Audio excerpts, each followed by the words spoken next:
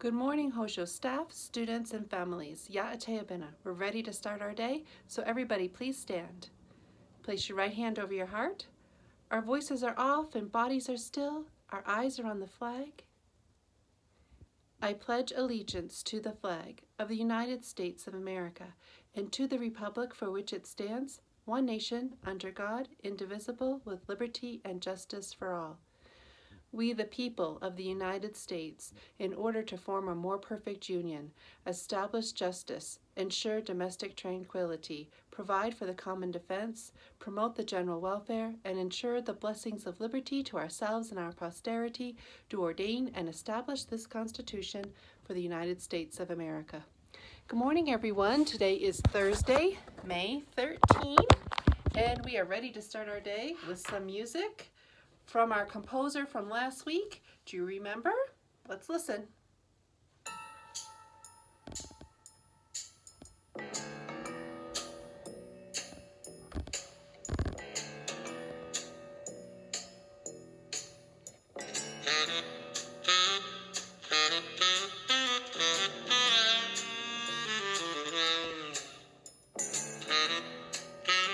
Do you remember? Henry Mancini's the composer, and the piece is called the Pink Panther. Right, the Pink Panther. Okay, art this week. Jacques-Louis David, our French artist. And so we started with this one, the Oath of Horatii, right? Remember? The Oath of Horatii, depicting the battle Rome and Alba Longa. And now, yesterday we had the death of Socrates, right? Taking his hemlock that he has been convicted and his sentenced to death, and he's going to take his hemlock. That's the death of Socrates. Okay, and so today, remember we had talked about how David was sort of friends with Napoleon, and Napoleon had him paint him in many different portraits. Well, here's the first one we have to show you. This is a portrait of Napoleon, the great French general, and this is Napoleon at the St. Bernard Pass in 1801. And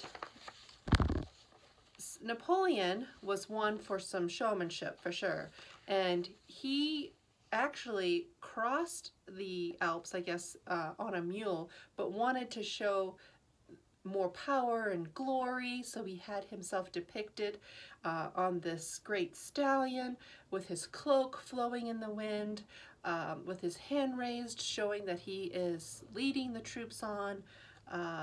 And so we can see it's very much stylized in that he wants to be presented as this great general with lots of flair.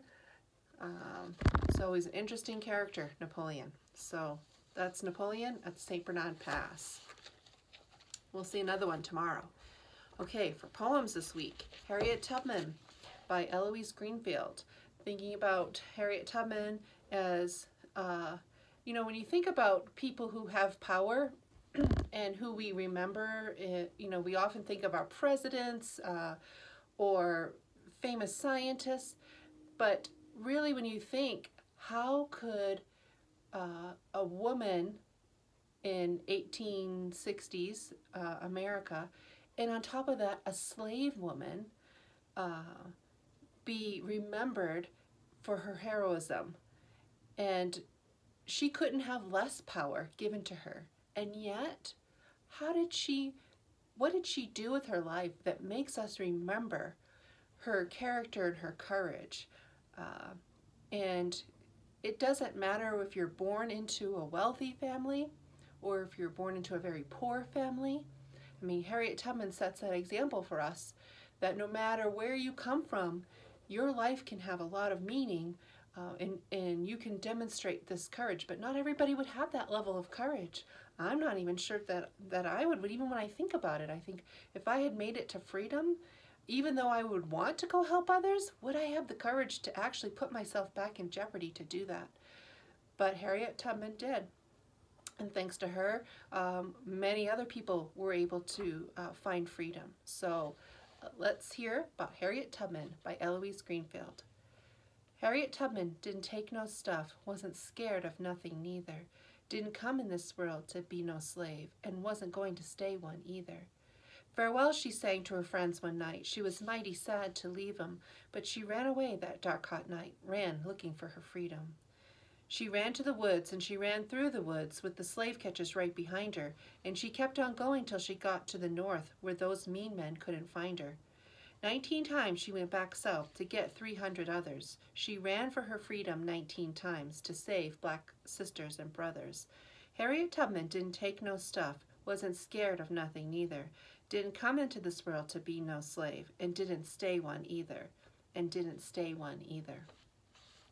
Although the poet